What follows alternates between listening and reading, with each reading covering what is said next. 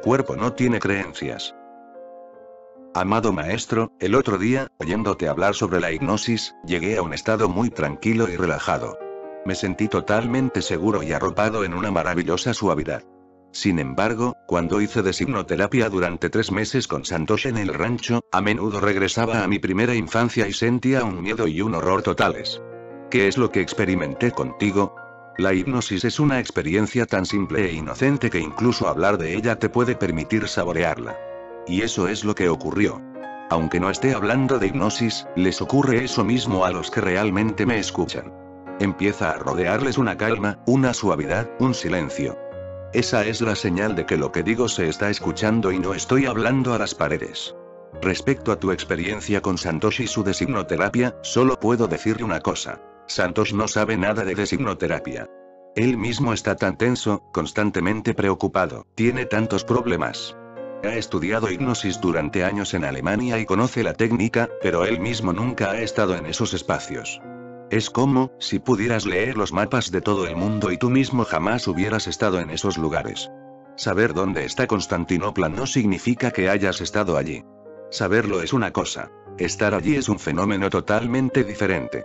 Y en las escuelas solo se enseña la técnica, la habilidad práctica. Por eso cuando Santosh llegó a mí poseía los conocimientos prácticos respecto a la hipnosis.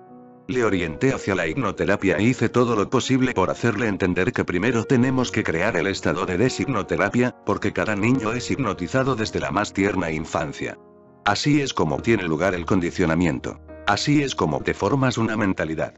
Puede que tus padres no lo sepan, puede que tus profesores no lo sepan, puede que tus sacerdotes no sepan lo que están haciendo. Están practicando técnicas hipnóticas.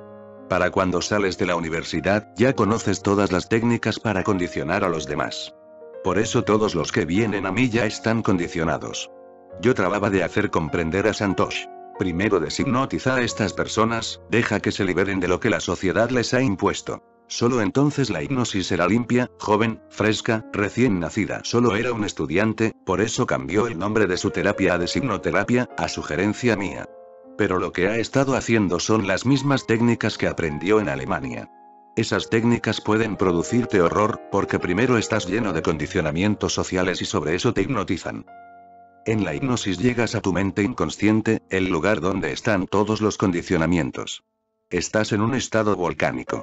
Vas a encontrar horrores, porque posiblemente recordarás tu infancia y lo que te ha ocurrido desde entonces, todo lo cual está reprimido. Recuerda, nadie reprime una experiencia agradable, ¿por qué debería uno reprimirla? De hecho, uno trata de exagerarla tanto como puede, para sí mismo y para los demás. Uno solo reprime las cosas desagradables. Por eso tu inconsciente está lleno de las serpientes, escorpiones y dragones que has reprimido porque no querías saber nada de ellos y tampoco querías que los demás los conocieran. Si se te lleva a la hipnosis directamente, sin descondicionarte, llegarás a un infierno de tu propia creación. Lo reprimido te mostrará su verdadero rostro. Y lo natural es que te quedes aterrorizado. El problema de los terapeutas como Santosh es que ellos mismos no han pasado por el proceso. Simplemente han estudiado para ser profesores. Nunca han trabajado en una escuela de misterios, cosa que les habría limpiado. Y en la escuela de misterios solo se te da la técnica cuando puedes usarla sin entrar en puntos oscuros, en espacios de horror, estados terribles. Todos ellos son imaginarios, pero cuando te encuentras en ellos son reales para ti. Por eso, lo que te ocurrió con Santosh fue la emergencia de la pesadilla reprimida, él abrió la botella y salió el genio. Este tipo de personas son peligrosas. Yo se lo repetía una y otra vez hasta el punto de que se enfadó conmigo, porque él pensaba que ya era un hipnotizador, había estudiado en Alemania durante 12 años, ¿qué más le podía enseñar nadie? Yo le dije, no se trata de enseñarte. Tú no has atravesado esos espacios hacia los que guías a los demás y no sabes qué les pasa. Ahora bien, todos estos terapeutas se están engañando a sí mismos. Como la comuna ha sido destruida por el gobierno americano, ha sido una gran bendición para los terapeutas. La comuna tenía una propiedad en Laguna Beach, en América, y nuestros sannyasins la gestionaban. Habíamos creado un comité directivo. Era una propiedad de $3 millones. Lo que hizo Santosh fue llevar 300 sannyasins del rancho a Laguna Beach. Todos esos sannyasins se convirtieron en miembros de la comuna de Laguna Beach, y por supuesto cambiaron el comité directivo. Santosh llevó a sus propios directores, su propio comité, y abrió un instituto de desimpotización en Laguna Beach. En él no se menciona mi nombre. Se ha apropiado del lugar sin pensar en las implicaciones legales. Y habíamos estado luchando durante años, 4 años, para ganar el caso. Fue un caso extraño. Anteriormente, allí solía haber una iglesia cristiana pero de un carácter muy independiente. El hombre que dirigía la iglesia, el sacerdote, no pertenecía a ninguna organización. Era una iglesia independiente que contaba con 400 miembros. Pero el sacerdote se interesó por mí. Él y su esposa vinieron a Poona, se hicieron sannyasins, y después regresaron. En lugar de usar la Biblia, el sacerdote empezó a enseñar basándose en mis libros. Su congregación no podía creer lo que estaba ocurriendo. Muchos de los miembros de su congregación se sintieron muy animados. Ya estaban cansados y aburridos de escuchar la Biblia. Mucha gente de su congregación vino a Poona y se hicieron sannyasins, casi 30 personas se hicieron sannyasins. Y entonces hubo un conflicto. El conflicto era, los no sannyasins abandonaron la congregación porque ya no era cristiana, y ellos se habían unido a esa congregación porque era cristiana. Por eso se fueron y el lugar se convirtió en una comuna de sannyasins. Entonces el anciano sacerdote se retiró, solía venir a los festivales de la comuna con su esposa, todavía tenía mucha vida y seguía queriéndome, pero quería retirarse, ya era mayor. Se retiró nombrando a ciertos sannyasins jefes de la congregación. Cuando se retiró, la gente que había abandonado la congregación fue a los tribunales diciendo que los edificios y los terrenos, Laguna Beach es un lugar precioso, les pertenecían, y que la gente que residía en ellos no eran sus dueños. Tuvimos que luchar en los tribunales durante 4 años consecutivos.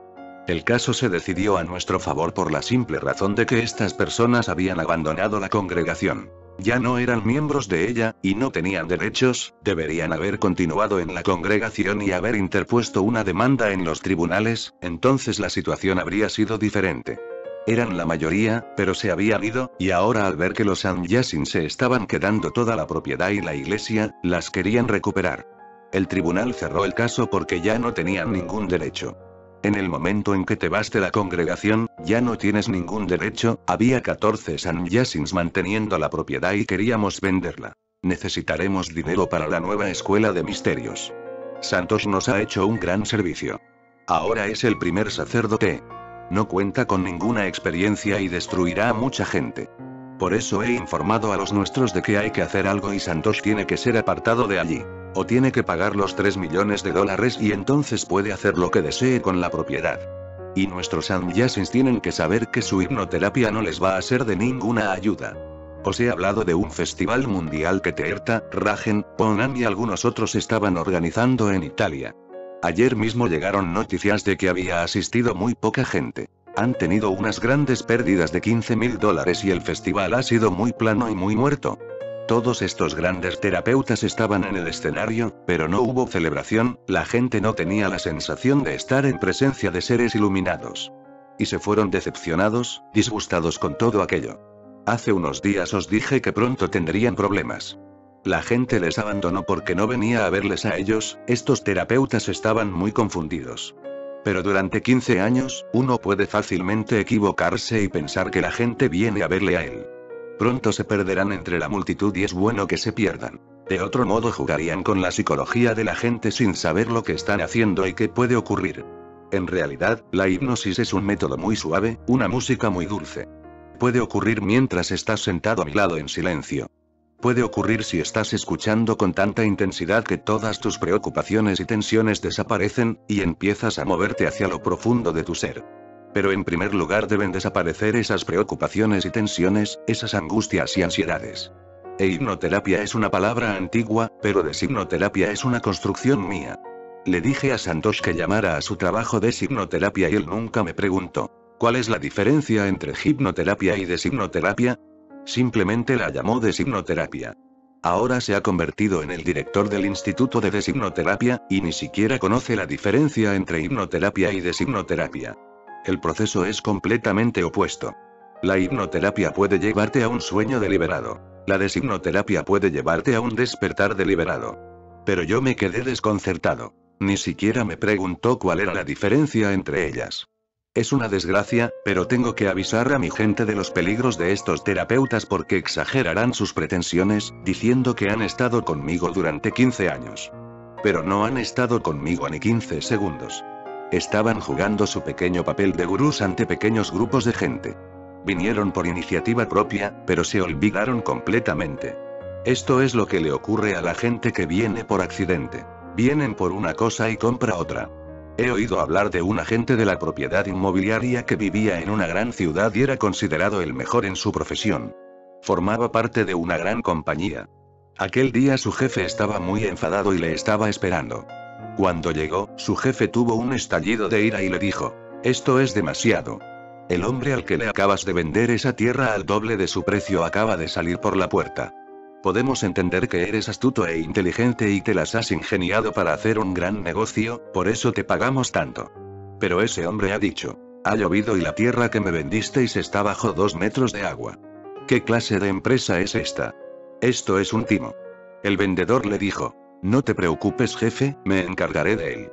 Me voy». Y después de una hora volvió sonriente, y dijo: «Hoy me tienes que dar un premio». El jefe dijo: «Primero cuéntame qué les ha pasado a ese hombre y a su tierra». Él respondió: «No ha pasado nada. Hemos tenido por aquí 2 barcas medio podridas durante muchos años. Se las he vendido a ese hombre. Le he dicho: eres un estúpido. Esta tierra tan hermosa que en la estación de las lluvias se convierte en un lago, toma estas 2 barcas. Construye una casa suficientemente grande para poder disfrutar de ambas cosas. En la estación de las lluvias, disfruta del lago y de las barcas que he traído conmigo. Y esas barcas están tan podridas que se hundirán la primera vez que el hombre se monte en ellas. No te preocupes. Habían estado por aquí desde ni se sabe cuándo. Y les hemos sacado un buen precio». El jefe dijo: «Esto es demasiado. Has vuelto a timar a ese hombre y ahora encima le has puesto en una situación peligrosa. Esas barcas le matarán». El agente le respondió: «Así es como funciona el mundo. No tienes que pensar en lo que les vaya a ocurrir a los demás. Solo tienes que pensar en tus propios bolsillos». Y ese parece ser el estado de estos terapeutas. Están pensando en sus propios bolsillos. No les preocupa lo que le ocurra a la gente. No han vivido lo que sugieren a la gente. No es su experiencia personal. Es deshonesto decir cosas a la gente que no forman parte de tu propia experiencia personal y ponerles en estados que pueden hacerles enloquecer. La hipnosis también puede ser peligrosa. En manos equivocadas, cualquier cosa puede ser peligrosa. Por lo demás, la hipnosis es una forma simple de relajación. Pero puede ser peligrosa porque si el hipnotizador tiene la intención de timarte, puede sugerirte bajo hipnosis que hagas cosas que no deseas hacer. Y tendrás que hacerlas al despertar. Yo solía trabajar con uno de mis alumnos. Viví en su casa durante 6 meses. Su hermano era amigo mío, yo estaba solo y no tenía sentido alquilar una casa, ¿quién cuidaría de ella? Entonces me dijo: «Más te vale quedarte conmigo». Descubrí que su hermano menor era un excelente medium. Empecé a hipnotizarlo. Para daros un ejemplo, un día le dije: «Mañana, exactamente a las 12, besarás locamente tu almohada». Al día siguiente, alrededor de las 12 menos cuarto, empezó a tener un aspecto extraño, estaba atemorizado, observando a todo el mundo, mirando a todas partes y justo delante de él cogí su almohada y la encerré en mi maleta. Pude ver que empezaba a llorar. Le dije: «¿Qué pasa? ¿Por qué estás llorando?». Él dijo: «No lo sé, nunca antes me había ocurrido nada parecido. Es tan extraño, no puedo describirlo». Y exactamente a las 12 en punto vino a mí y me dijo: «Por favor, devuélveme mi almohada». Yo dije: «¿Para qué la quieres a las 12 del mediodía?». «Te la devolveré por la noche», él añadió. «Me la tienes que devolver ahora mismo». Le di la almohada y delante de otras 6 personas empezó a besarla locamente y a mirar a los demás pensando que debían pensar que estaba loco, y él mismo también pensaba que estaba loco. ¿Qué le estaba pasando? Yo le comenté: «No te preocupes, eso es lo que hace todo el mundo. Cuando un hombre besa a una mujer, cuando una mujer besa a un hombre, están en una hipnosis natural, la hipnosis biológica. La biología hipnotiza tus cromosomas. No es que tú lo hagas, y como te sientes tan extraño, no quieres hacerlo delante de los demás, prefieres hacerlo en privado. No te preocupes. Se trate de una almohada o de una mujer, no hay ninguna diferencia. Haces lo que haces, y es tu inconsciente el que te fuerza a hacerlo». Él dijo: «Ese es el problema. Precisamente eso es lo que estoy sintiendo. Algo dentro de mí dice, besa, y sé que es estúpido. Solo es una almohada. ¿Por qué debería besarla? Si eres una persona que trata de timar a los demás, puedes hacerles cualquier cosa bajo hipnosis. Puedes incluso decir a una persona que asesine a otra y lo hará, y será ella la que acabe siendo castigada. Puede que le sentencien a muerte y no podrá dar ninguna explicación. Y nadie puede acusarte de haberle hipnotizado porque nadie sabrá lo que hiciste durante la sesión de hipnosis, mientras la persona estaba dormida. La hipnosis puede emplearse mal. Todo lo grande puede emplearse mal.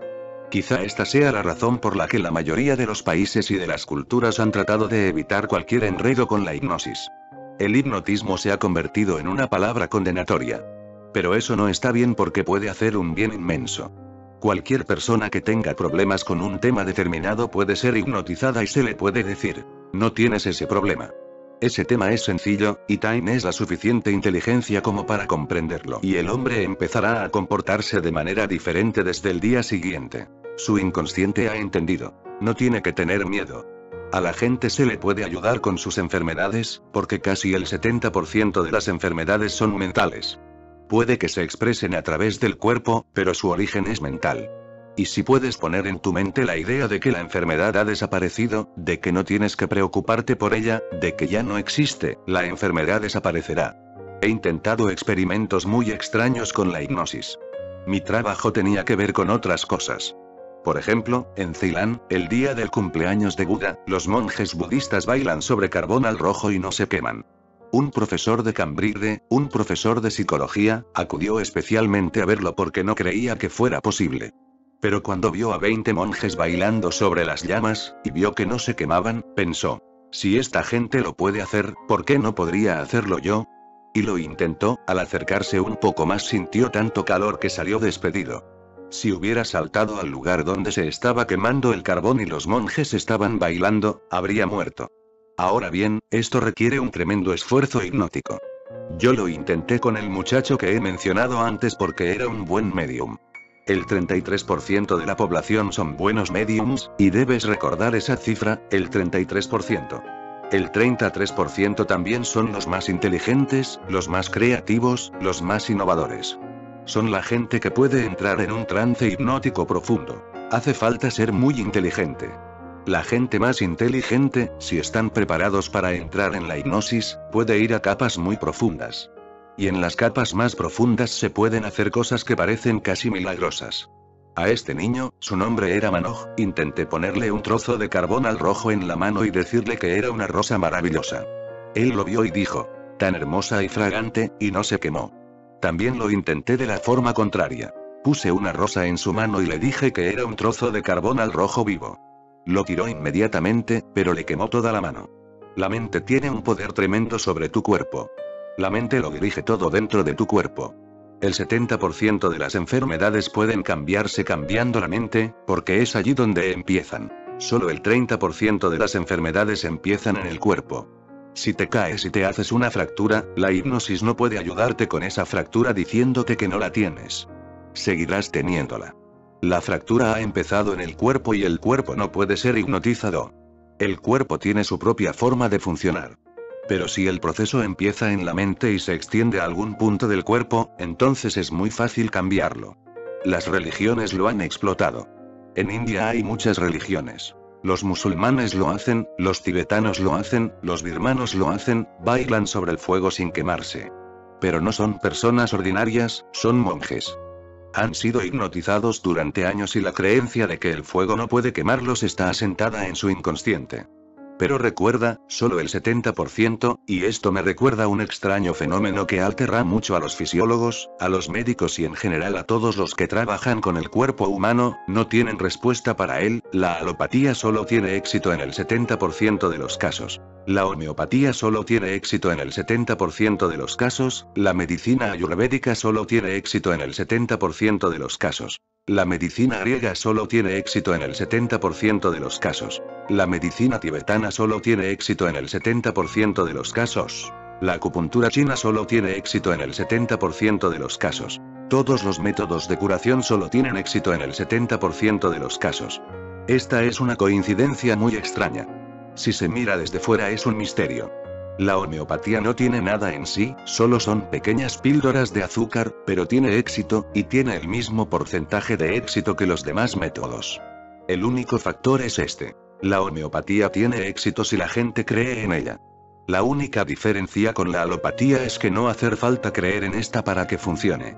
Naturopatía, homeopatía, ayurveda. Su naturaleza básica es que debes creer en ellas.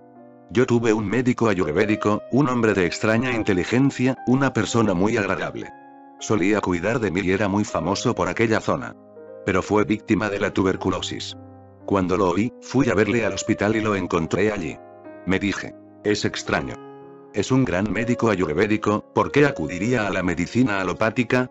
Fui al hospital y le pregunté, este comportamiento es muy extraño. Has ayudado a tanta gente con tus medicinas, ¿no puedes ayudarte a ti mismo y curarte la tuberculosis? Se rió y dijo, no, no puedo, porque la base de la medicina ayurvédica es que tienes que tener fe en ella. Yo no tengo fe en ella. Lo sé todo de ella y es una tontería. Pero si la gente se cura, me callo. No digo nada a nadie, pero hay una cosa segura, que a mí no me ayuda. Si tomara esas medicinas que han curado a innumerables personas, incluso de la tuberculosis, me moriría. Por eso no te sorprendas y no digas nada a nadie, porque si sobrevivo seguiré con mi práctica. Si muero, entonces puedes decir la verdad, pero la verdad es que lo que se necesita es fe. La fe es lo que cambia la mente y afecta al cuerpo, pero no al revés. El cuerpo no es supersticioso y tampoco tiene fe, simplemente es natural. No le importa nada más. Solía haber una secta en América, creo que aún sobrevive en algunos lugares, pero a principios de siglo era muy importante. Era un grupo cristiano, solían denominarse a sí mismos miembros de la Iglesia de la Ciencia Cristiana. Creían que se podía curar todo, solo tienes que creer en Jesucristo, y que las enfermedades no son más que creencias. Como crees que tienes tuberculosis, entonces tienes tuberculosis. Un joven se encontró en la calle con una anciana que le preguntó, no veo a tu padre en las reuniones, solían reunirse los domingos. Él dijo, está enfermo, gravemente enfermo. La anciana le espetó. Eso son tonterías, porque somos miembros de la ciencia cristiana. Él es un científico cristiano. Solo cree que está enfermo. El joven respondió. Si tú lo dices, quizás solo crea que está enfermo. A los 2 o 3 días se volvió a encontrar de nuevo con la misma mujer que le preguntó, ¿qué ha pasado? El joven le dijo, ahora cree que está muerto, y lo hemos tenido que llevar al cementerio. Tratamos de despertarle y gritamos, no creas en esas cosas. Eres un científico cristiano. Y cree que estás vivo. Pero no pasó nada y todo el vecindario se rió. Ahora el pobre hombre está en una tumba, sigue creyendo que está muerto. El cuerpo no cree ni deja de creer, pero la mente sí. Y la mente tiene un inmenso control sobre el cuerpo. Una de las actitudes más sinceras que se pueden tener cuando se trabaja con personas es tener mucho cuidado para que todo lo que les digas o les hagas no les destruya. Y me temo que todos estos terapeutas, mientras trabajaban en la comuna, en mi presencia, no había peligro. Yo podía devolver a cada uno de ellos a su posición correcta. Pero ahora que están trabajando sin ninguna comprensión, pueden acabar siendo muy peligrosos. Todos los sannyasins del mundo deben ser informados. Tened cuidado con los terapeutas. En mi presencia les permití hacer cualquier cosa porque no había problema. Si algo hubiera ido mal, yo me habría encargado. Pero ahora, si algo va mal, y va a ir mal porque ellos mismos están equivocados, ¿quién se va a encargar? El trabajo del maestro no es fácil. Tiene que cambiarte, tiene que transformarte. Pero no tiene que lisiarte, no tiene que destruirte. Es casi como andar sobre el filo de una navaja, porque todo lo que puede ayudar también puede usarse de tal manera que resulte desastroso. Amado oso, viajando contigo a lo largo de los últimos meses y viendo las durezas del mundo, en lugar de endurecerme más me siento cada vez más suave. ¿Podrías comentar, por favor? La respuesta ordinaria sería volverse cada vez más duro, pero no estás en una situación ordinaria. Incluso un pequeño toque de contemplación, de silencio, de amor, de compasión, un pequeño toque de la presencia del maestro implica que tus respuestas serán totalmente diferentes. Viendo la dureza del mundo, sentirás más compasión hacia las personas que lo habitan, te sentirás más suave. No reaccionarás violentamente porque eso sería unirte a su estupidez. Estando conmigo, lo sepas o no, estás aprendiendo miles de cosas.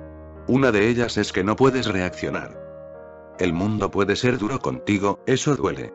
Uno se entristece porque desgraciadamente los seres humanos aún son unos bárbaros, pero no te dan ganas de maldecirles.